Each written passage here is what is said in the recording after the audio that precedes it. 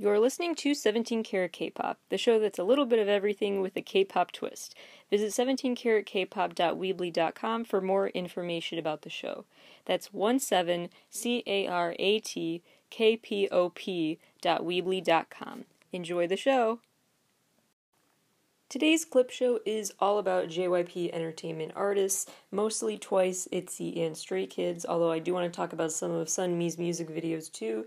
I know she's technically not really a part of JYP entertainment anymore as a soloist, but just stick with me. I wanted to group her into this episode as well because her music videos really tell some meaningful stories I want to address. And GOT7 is going to get their own special episode in the very near future, so stay tuned for that. But I just want to clarify, that's why they are not in this episode, so don't think I'm dissing them. I really do love GOT7. I'm just going to talk about them on their own episode because that's enough content to fill a whole episode. But I have a lot to say about these other JYP artists, and so here are all of my thoughts. Enjoy! Poptimism is basically what it sounds like, pop optimism. And basically, rock has always been viewed as the best music genre objectively in terms of how it's produced and created and viewed as the real music. And pop music has really been given a bad reputation. Ironically, it does so well on the charts and everyone listens to it, but everyone views it as not real compared to rock, or at least that's how it used to be. So people who were too pop were criticized. You wouldn't hear people say that was too rock, but other people would definitely say too pop. That was too manufactured, too auto-tuned, too techno. All these terms used to describe pop music were said in such a derogatory way, and it affected music reviews, and people just overall view all pop music as sounding the same and being devoid of value. And just being the contrast that were drawn through a lot of music criticisms over decades, and really actually the past few decades, has been about basically drawing contrast between pop and rock in the sense that rock reviews are associated with the lyrics and the depth, and then the pop song reviews are viewed as bubblegum tunes that are very light on substance, and therefore, what is the point really? It's not real music. It doesn't stand up as much as the rock music or other deeper meaning music, and so it has less inherent value. It seems to be what the reviewers have said. Now, the poptimism music really especially kicked off even more than ever in 2017 when Nielsen ratings officially reported that for the first time ever, pop music was listened to more than rock. So pop music officially surpassed rock music for what most people listen to. That actually didn't happen until 2017, believe it or not. But since then, people have listened to pop. And there have been some stars, like I've talked a lot about Charli XCX on the show before and how her music's an acquired taste, because it is very pop, and stars like Charli are really suddenly getting more credit and just popularity overall. More people are listening to pop, and I really have always viewed some elements of pop as an art form, and so things like adding auto-tune to a moment in a song, adding certain synth layers, and other elements that sound a little futuristic and out there, adding layers to songs that sound what people describe as manufactured as opposed to like raw instruments or stripped down instrumentals or whatever terms they like to use when talking about rock. Those opposite terms that have been associated with pop songs, I really like. I mean, it's still an art form to me, how you can layer and create a song that is so catchy. To me, that's still an art process. And that's what I like about Charli's music, is you can just hear all these layers, all the way she mixed different beats and stuff together, and it's just very cool to me. It's quite an art project of sorts. And so the poptimism music basically is these defenders rose basically against the thought of rock as a superior genre, basically not saying that pop is the best, but more so saying have more respect for pop as music and as something that can be created as art, and that it deserves to be viewed as on equal footing with reviews of rock music, and that it's just as authentic, it's just as real and important, and has the most value as rock music. And so that really ties it into how Twice was reported on lately. So basically, Twice's music has gotten that negative review for being very pop, for being very bubblegum, and it's really something too. Our history with music too, it always has that racial element because race has shaped music in all of culture forever. So it really does. Also, people might view it as not the right image for them because it's very cutesy, and they assume it falls into those. When they call them to, delicate or youthful or whatever, they seem to be using tropes criticizing how Asian women are perceived particularly, and that's not the case. So it's just all of these internalized senses of racism and misogyny and how we view music and their artists and how we've implicitly started to associate in our minds certain traits with certain types of people over the years has really gotten so messy and wrong in a lot of ways. And so the piece was very, very well written and really pointed out the benefits of Twice's music, because Twice's music is fun and it's cheerful and I love it. And that is it. And the thing is that the way society has decided to start criticizing and talking about music and reviewing music being good based on whether it's deep or real, basically stop just viewing, just so narrowly defining the definition of what's real and authentic music and valuable music. Because to me, the value in music is for it to be whatever the listener wants. If you want a deep, wallowing in your feels experience and you want that emotional moment where you're crying your eyes out to a relatable song, I get that. If your big purpose of music for the day is you're just a special mental escape for you, it's just fun and joyful and mood boosting, and that's that, and it's not lyrics with deeper meaning, then that still has deep meaning for you and is still valuable and a personal part of your life. Your life soundtrack cannot all be the deep stuff. In the stereotype, deep meaning is not just about lyrics, it's about purpose in your life. And so I hope more critics take that into account, especially in this quarantine era when the ability to actually do the things that pop songs do in terms of working with apps and other technology to create music are actually being valued a lot.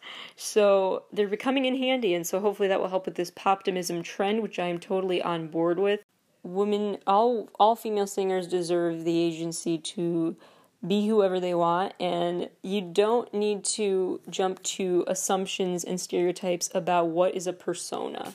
So there's always that issue where people talk about their stage presence as there's no way they're really that happy and cutesy, and that's all a stage act, that's all a stage persona.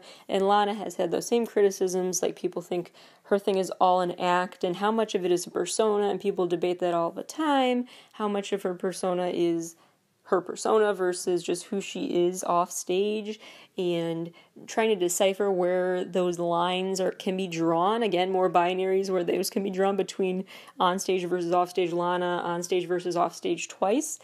And the big thing is, I think the key to not judging female singers so harshly in the future is to stop trying to draw dichotomies between their on and off stage lives. Stop trying to figure out how much is a persona and how much isn't. Because maybe it's just them. They're expressing a different side of themselves, but that doesn't mean it's inauthentic. And so being cute and cheerful and happy like Twice can be just as authentic as being dark and deep in the lyrical sense. So let's not tear apart these stage personas and try to overanalyze how much they're truly that optimistic and fun and just happy, and just let them be optimistic and fun and happy without criticizing it or devaluing it and making it seem like they create no substance in their music, because how are you defining substance in their music? So hopefully that makes sense, is that a key to just overall musicians and their freedom is to let them put on a stage persona if they want to. That's a huge outlet for some of them, but some of them it's not, and who are we to decide how much of their persona is real and how much isn't? That's entirely up to them, and society really tries to decide for musicians how much must be their persona, how much should just be a stage persona, how much should stay on stage, how much should stay off stage, how their sex, sexuality, gender should all link up in certain binary ways in order to portray a certain persona versus their authentic persona off stage. So if we just stop trying to make assumptions and dictate what personas are valuable and what music comes out of those personas and how that's valuable, if we redefine and expand our view on valuable music content, that can make a world of difference in terms of how we put music genres and the musicians behind those genres on more equal footing in the future. And so they, of course, have a lot of fun bubblegum music, but they have some deeper storylines too, especially in their videos, like with Feel Special, for example, where Mina is singing the lyrics, I just wanted to hide, didn't want to face the world, and then she literally faces the world, and she sees this dome, and she's face to face with the others. It's a whole thing. But anyway, in the Feel Special video, it's all about that connection. There are a lot of points in that video where the members of Twice look at each other across the room and they lock eyes and then they suddenly feel better. And so they're cheering each other up. It's really powerful, and it's not just this corny thing or this bubblegum thing. Twice really has some great messages about broad concepts like the power of friendship and love and care for each other no matter what. It shouldn't be belittled or dismissed as just too cute. That is an important lesson to teach people. Sunmi, actually, all of her videos really have a lot of commentary in them and in the lyrics, so I highly recommend you check out the other singles as well. But the one we're going to focus on is Noir, which is my personal favorite. So in the Noir video, she basically is going to do anything for a like on Instagram. So she's trying to take selfies that get more and more dangerous, but honestly the first time I watched the video I didn't even really notice what she was doing. Really, I was so focused on I thought her outfits were cute and her makeup was cute, and I think that was the point, right? So the second time you watch it, then you start paying attention and realize, oh, she's taking a selfie with her hair stuck in a fan, or with a car is on fire behind her, or she's in the hospital because she broke a leg. You actually pay attention to the surroundings and you realize she continues to up the ante, and when she does, if you pay close attention, you will see on the screen the number of likes is going up. So there's clear commentary there. And then she does a lot. She wears certain things and does certain poses and stuff that's all very, very stereotypically Instagram content, and it's working. So but towards the end of the video, she basically dumps a bucket of water on herself, which I kind of view as a sign that she's kind of cleansing herself from that, and realizing that it was a pointless game to play for likes. And some of the lyrics from that song include, I feel so high, but feel like nobody else is here. We are in Noir, but there's nothing more with you. Now let go of me. Basically, this thought of you're trying to create the ultimate bliss for a social media post, but the effort that goes into creating that bliss is so stressful. So, everyone wants to show the relaxing vacation photo or their expensive car or whatever, but there's a lot behind the scenes that goes into those. It's a full-out photo shoot, and then you debate after all that, you still debate which one has this minute difference but is still way better than the other pick, and what happens if you pick the wrong one, and what time should you post it for prime, Insta-scrolling time and the most likes possible. It's just all games that really don't matter in the grand scheme of life, which is kind of what she's getting at. After the break, I recap Sunmi's La La Lay video and break down the deeper meaning of it. I also talk about how I went from being kind of an ITZY hater, frankly, to being a fan of ITZY and what impresses me about them. I also have more thoughts to share about Twice, the Stray Kids music video world, and a lot more, so stay tuned. So La La Lay is basically a video that I highly recommend. I really like watching it. It's not only very colorful and fun, but it has a very good message. It really sounds like a song that's about nothing. La La Lay, I mean, even the title makes you think this is just one of those songs that's named after the sound, na na na or la la la, those kind of songs you probably don't expect much from, but not only is it a bop, but it really does have a lot of layers to it. So first of all, La La Lay the word itself is kind of a pun of sorts, and so that's another reason why you should try to be multilingual. I'm trying to learn Korean, and I hope other people try to learn other languages, because then, not only is it good for a host of reasons, but one of them is that you get in on more jokes and you get the puns that you don't get otherwise, so keep that in mind. So yeah, it's kind of a play on words with some Korean words in that song, so she's really into play on lyrics and is really clever with that double meaning that she has. She also, in that video, continues her whatever, I don't care what you think about me message overall, and the video, it really shows a lot of like versions of her. It shows, you know, she goes into this hair salon and there are all of these people getting the exact same haircut as her. She leaves this building and she's in the same colorful, like super colorful out there, rainbow filled outfit and hair and makeup look, and everyone behind her, all the dancers, have the same look. And so basically she's being very out there and really literally showing her true colors, you could say, and she really doesn't care, and she knows that even if you're kind of calling her names or just overall seem like calling her just a weirdo, while you're saying that, you're also still copying her. So that really gets to a big lesson to learn about humans in general, which is that we can be such hypocrites. And it's interesting how often the pot calls the kettle black, and how we really are, sometimes the people that we are jealous of really are emblematic of us, but just pulling out certain traits from us that we wish we had strengthened in ourselves, you know? Like maybe you're mad at Sunmi and because you're insecure, and you're jealous that she's not insecure. And so I think that is an interesting concept to have in a video to make people think about, is how much your jealousy really, or copycat behavior, stems from these insecurities or this desire to bring out different qualities in yourself because you see someone that you've labeled as your enemy as succeeding in what you can't succeed at or don't feel like you can. So Twice's More and More is very well done. First of all, congrats to them because they broke their previous record of album pre-orders and they got over 500,000 pre-orders, which is insane in the best way. But also that their EP is really well done. I'm debating which song is my favorite yet. I think I need a few more listens before I officially determine, but this is another one of those EPs that gets better as you go. So the first few tracks are okay.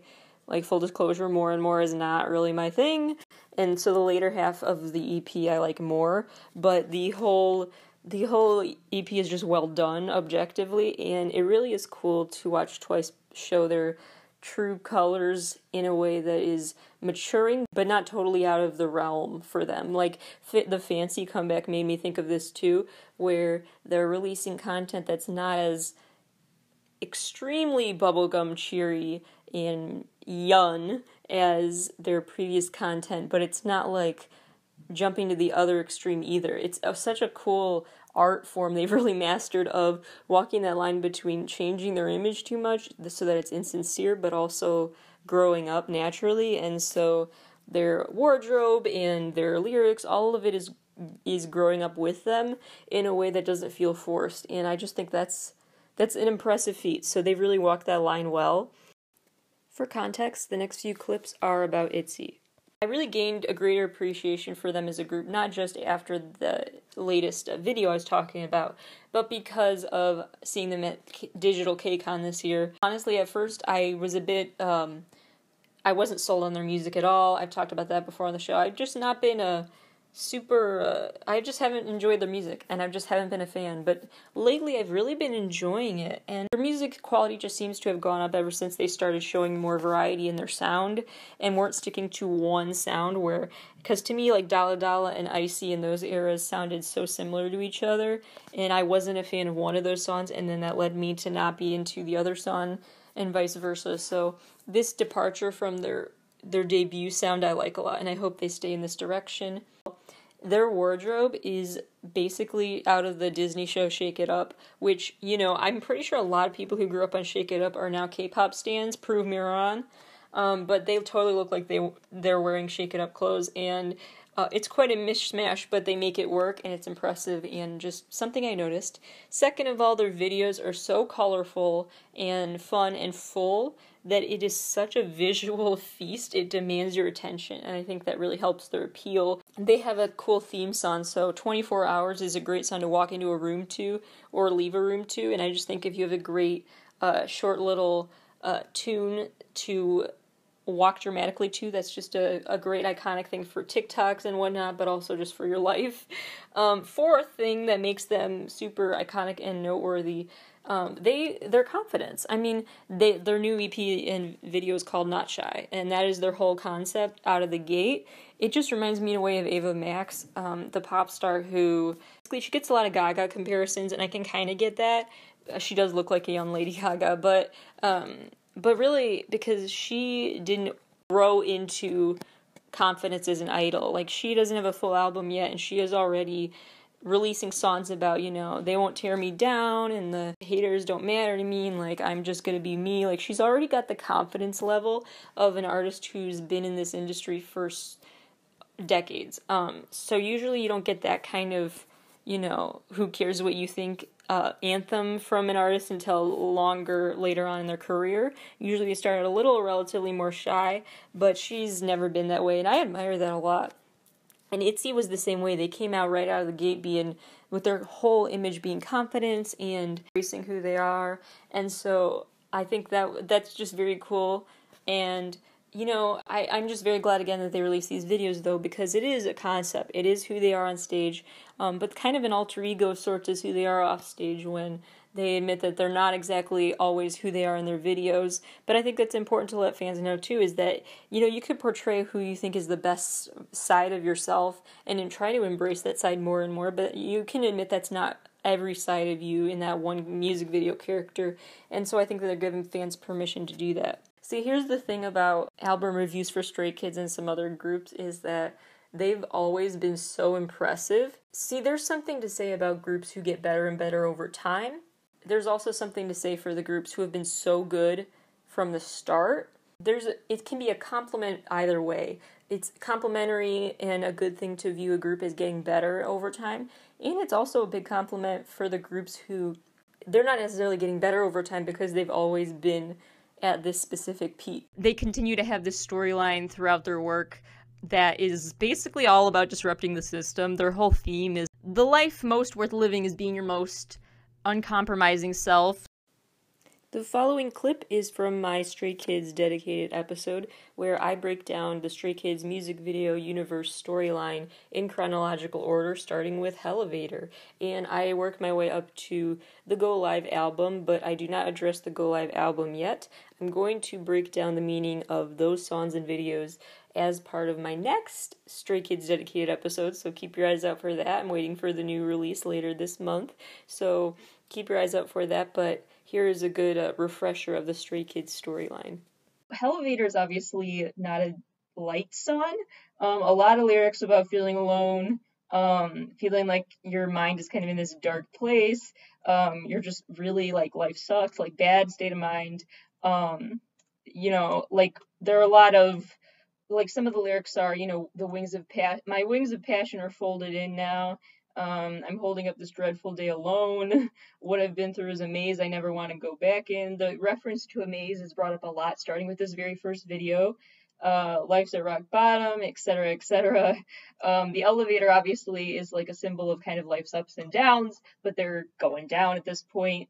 Although I guess they did go down in the video. But anyway, so yeah, they literally take an elevator in the video, not really to a place that looks like hell, but I guess that's the contradiction they want to represent, is life has ups and downs and not all downs, I guess. But about the maze lyrics, so there are a lot of lyrics about mazes and mirrors and things like that throughout Stray Kids' whole discography, with their overall message being about maps. Because, like, if you really think about what maps represent, it's so much about growing up, because you really want this roadmap to success in life, and people are telling you to go this way to the finish line. No, go this way. No, go that way.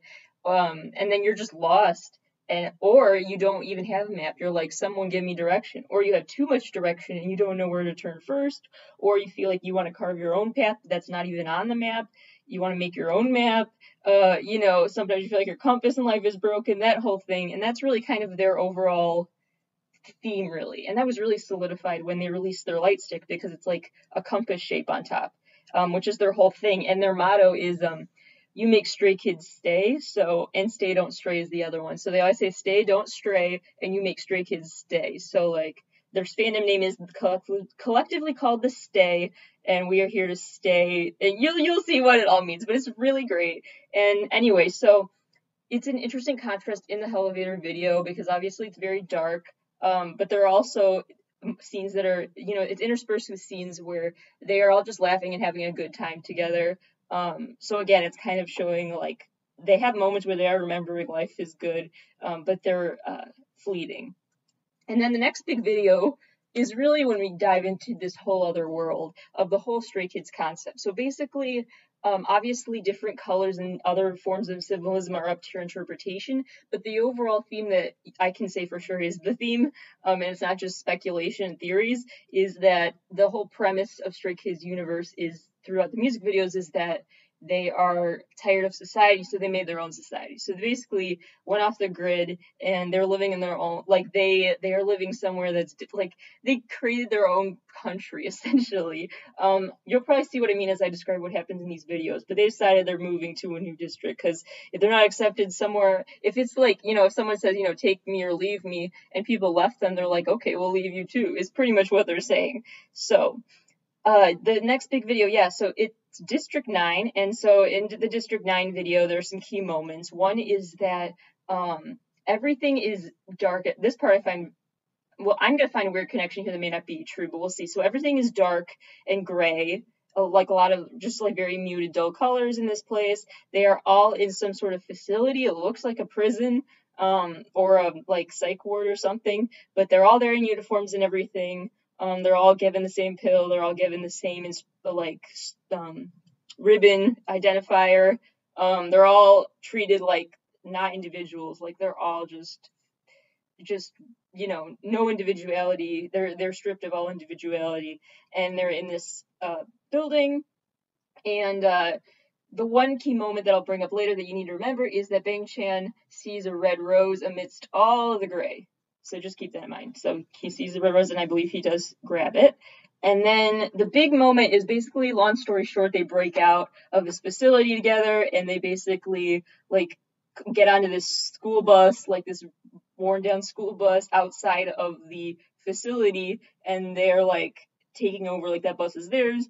And anyway, so so basically they get on the bus and they're like, let's get out of here. So someone drives the bus, and they they drive through. It's very hard to explain, but the visual is very cool. Where it's like a glass-ish wall. It's like not a mirror. Maybe it's supposed to represent a mirror, but it's anyway. So they drive through this thing, and now they're like on the other side. It's like they went through a portal. So now they are in their own world, and they have created this other world after they escaped that world. And then in this new world, they spray paint this cloth with red, which I mean, maybe I'm just being like really thinking, like over analyzing and thinking, it's like the painting the roses red reference to Alice in Wonderland or something, which is probably not it.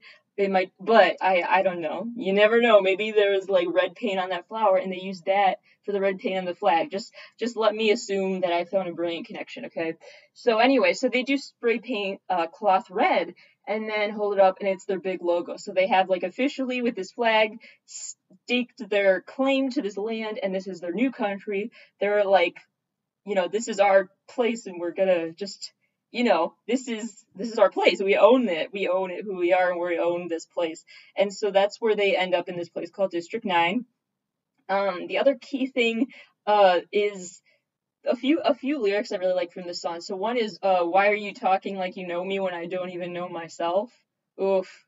I feel that one. It's like people want to tell you who to be, and so that's why they got tired of it, so they moved to this other world. And then they look at us like we're just a bunch of troublemakers. That lyric makes, it just pretty much sums up teenage angst and rebellious tendencies, because, it's almost like this labeling theory.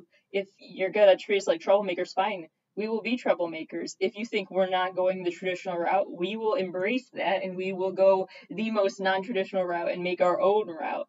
And so that seems to be the overall message there, which is throughout their whole discography. It's this message of youth and finding yourself.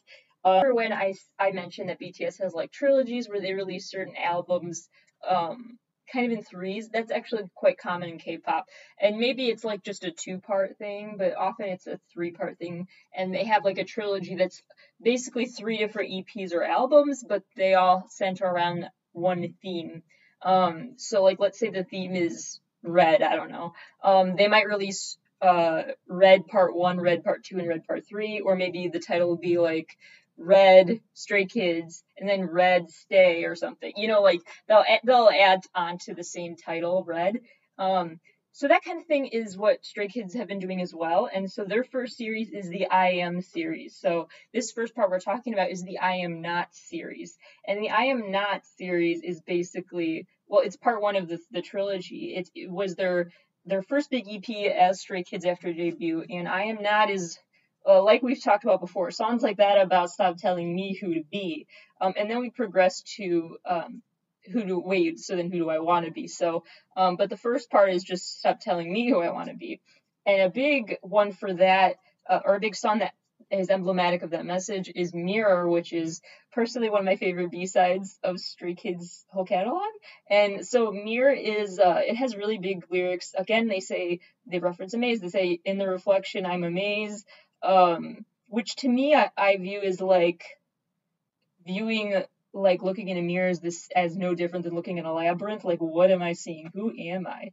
Like, what do I even like? What am I like? You know, it's all about that angst of like growing up and finding yourself and like not even knowing who you are. And that's again goes back to the District 9 lyric of, you know, why are you telling me who I am when I don't even know who I am? And it just makes perfect sense to me. So the Mirror has other lyrics like that, like caged in my own confusion.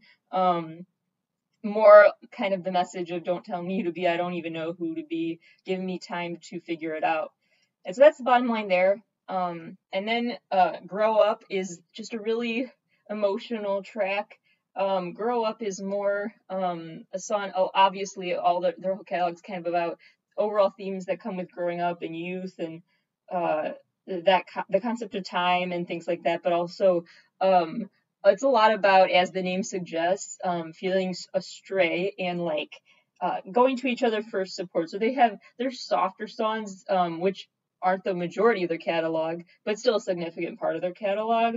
Their softer songs are a lot about that, about like just support, and they're like a hug in song form. It's really nice. And so this one, Grow Up, is like his lyrics like you're doing well, don't worry, I'm here. If it gets too hard, I'm running with you. It's like, oh, it's so sweet. And so it's great. And then another one that really picks up the pace, sorry for the bad joke, is the song My Pace, which takes us to the next part. So part one is I Am Not. Part two they released is I Am Who. So again, it's like first they say don't tell me what to do, and once they've gotten that out of the way, now they're like, okay, now who am I? So that is the next part. So My Pace is a song that is, I mean, some of the lyrics that are in English make the song pretty understandable. Just stay in my lane, just just go in my pace and take your time. And it's just a really great message, especially just like for younger generations these days, because it feels like such a common message to like hurry. Like life is so fast, everything changes so fast, and it's all go go go and be productive, be productive, be productive. And My Pace is a song about chill out, just enjoy the ride of life, and stop thinking you're behind someone else in success. You know, you have time in your life too to reach your goals. Like, don't go your own pace, stay in your own lane, in that kind of way. Not like stay in your lane, like don't go for your dreams, but carve out your own path is what that song is all about. And it's just a really fun song as well. And then of course things get a little bit darker, but still very impactful, with Voices, which is also from I Am Who. Voices is pretty understandable, the message there. Some of the lyrics are like, I feel frustrated with everything, which is such a mood. And it's really that's one thing that I think makes Stray Kids so distinct from other groups, is because they're so honest. Like their songs are not just catchy, but really deep, and cover this universal theme of wondering about the passage of time and finding your identity in life. And so they speak to such a broad audience because we all can relate. to these things. So I think that really adds to their appeal as well as just their sound is so fun and loud and in your face and it's wonderful, very energetic. And then another song I just want to mention real quick is Question, which is also from I Am Who. Question is another B-side basically saying, inside my head too many questions is the refrain. Which also kind of goes along with the theme. Ones were Mir, Grow Up, and My Pace. And real quick before I continue though, I'm sorry, I think I said 8 years Bang Chan was training before Stray Kids. I'm sorry, it was 7 years. I remember after the minute I said it, I'm like, I don't think that's right. And I just double checked. It's actually, he was training for 7 years. The point is though that that's a long time to be training and join a K-pop group. I'm not sure how many people stick it out that long and don't give up. So anyway, just wanted to clear the air there. So we've talked about I Am Not. We've talked about part 2, which is I Am Who. Part 3 is I Am You. So their single from I Am You is called I Am You. And it made this very clear that it is not like, oh, I should just be like you. That would be the complete opposite of everything they just preached. It's not that. It's really like it's an arrow about realizing like, so part 1 was don't tell me who to be. Part 2 is I'll figure out who to be, and part 3 is like, well, you know what? I'm sorry for yelling before. You don't tell me what to do, but also don't leave. Like, I guess it's more like just like realizing that like people, whether you're pushing them away or not, are still in your life, and like you actually have more in common than you realize. And so this part of the saga is really like I see me and you is part of the chorus, and it's I am you, I see me and you. Like, it's about finding your identity individually, but it's also about finding your group identity and just kind of banding together, and realizing where everyone's going through something, and so you might as well go through it together is kind of the message there. And the I Am You video starts with this throwback movie reel style film with all of these, past video clips, and then they get to this point. So it feels like quite a full circle moment for the trilogy. Is very fitting for the part 3 of the trilogy, where they kind of come back to, if we're using the map metaphor again, it's almost like they went back to the start, but they're satisfied with that. Like they didn't. It's a quest. They feel like they're kind of not officially ending, but they feel satisfied with where they are right now in this lifelong journey of figuring out who you are.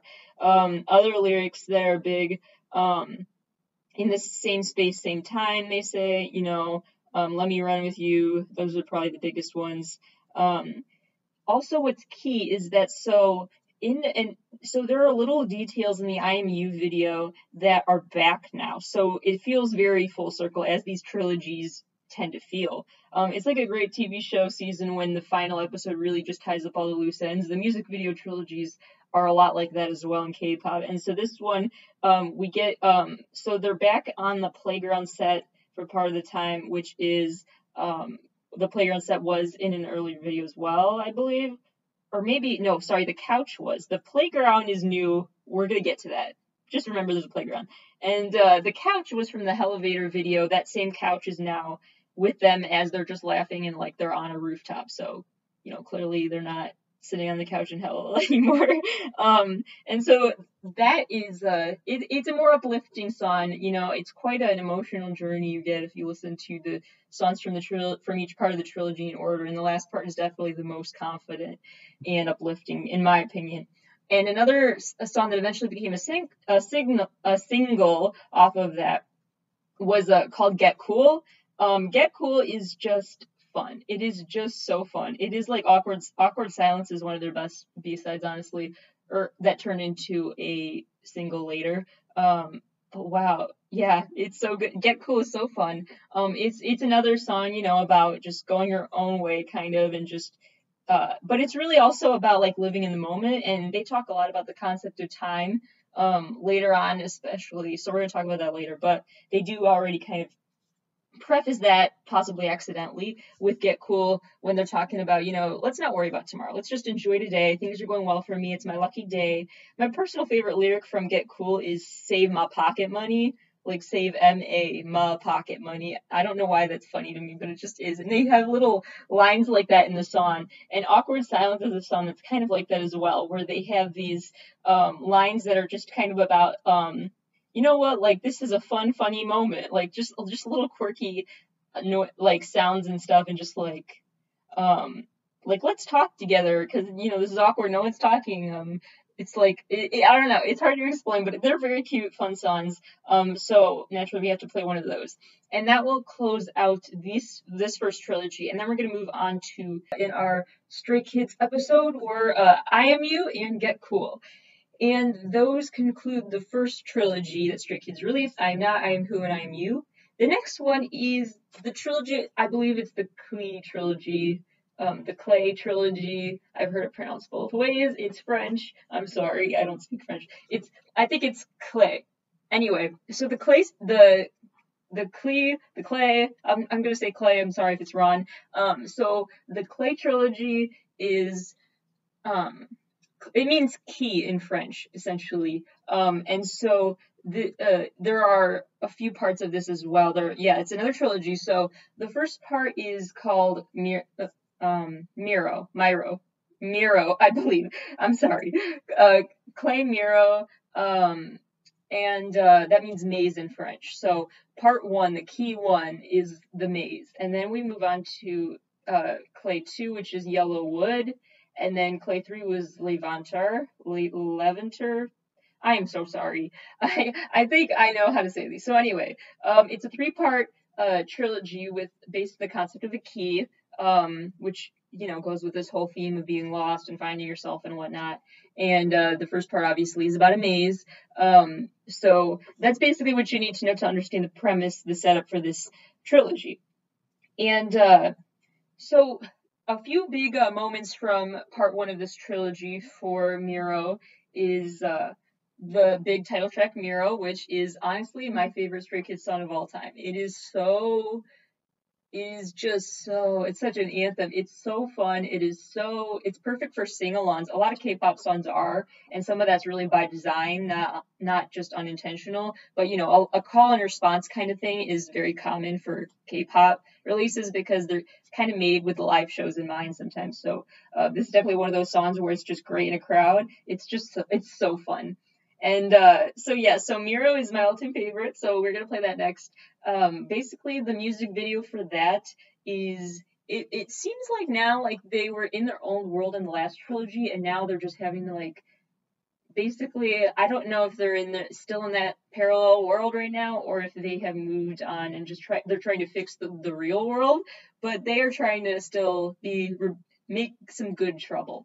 And so they are working on that. Basically, the whole premise of this video, which is also my favorite Stray Kids video, in addition to it being the best song, is basically the shortest way I can describe it is it's basically a video where they basically literally take the microphone away from the elites that run the society, and they just literally take the mic, and they're reshaping this world, and they are just not going to stand for a world that they don't want to be in. They're going to make big change, and they're not afraid to do so and stand their ground. So they're starting a revolution.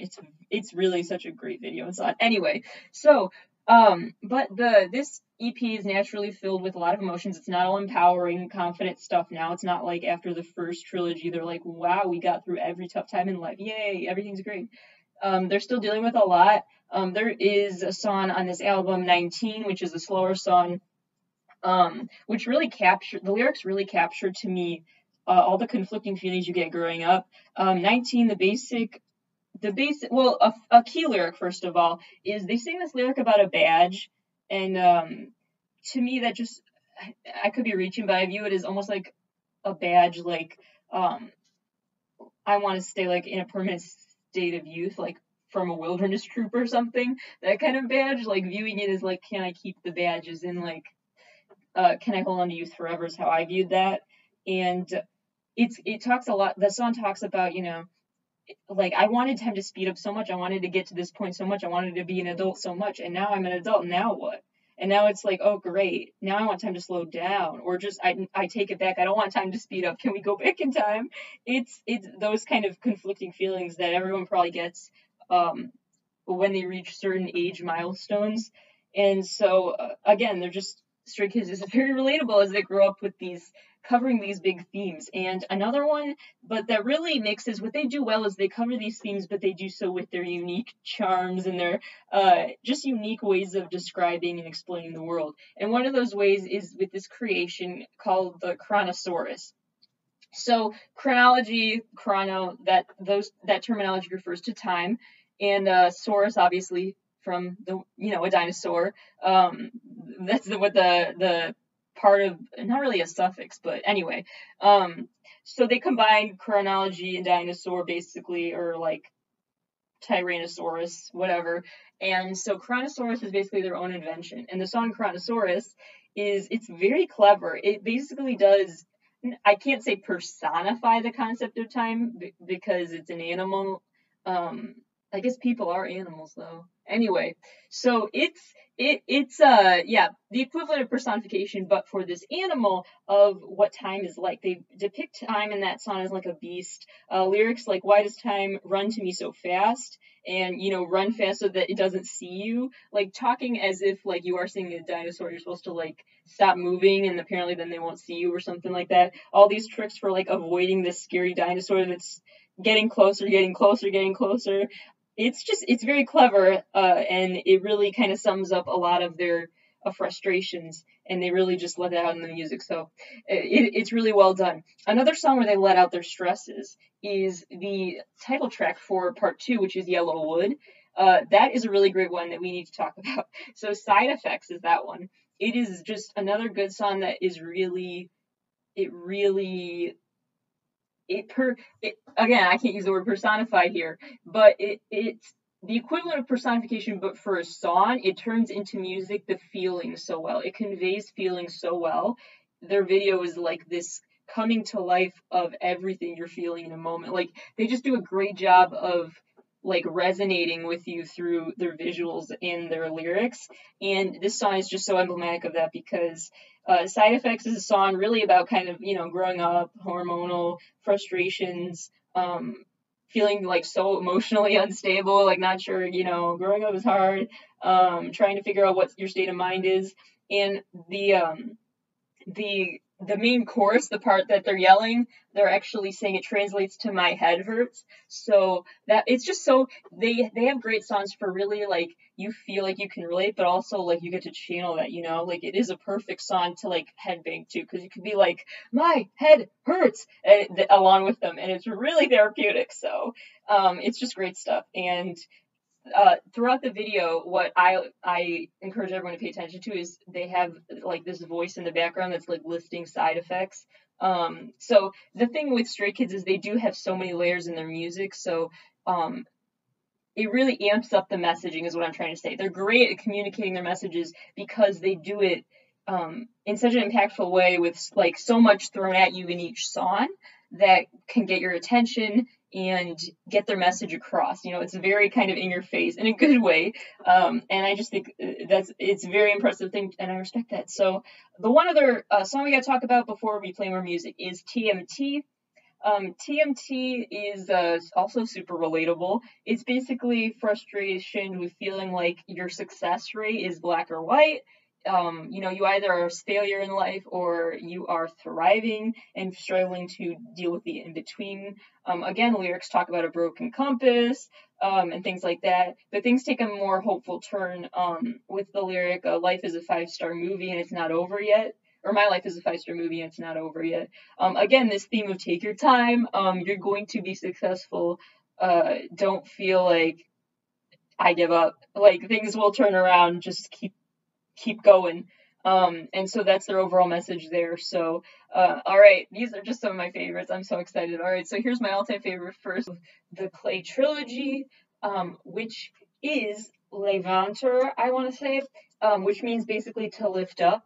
And that's kind of the big theme of the next part. Before there was a transition song, so like a single that was released between this one and Yellow Wood, the second part of the trilogy, which is called Double Knot. A lot of the same themes we've been talking about, the broken compass reference again.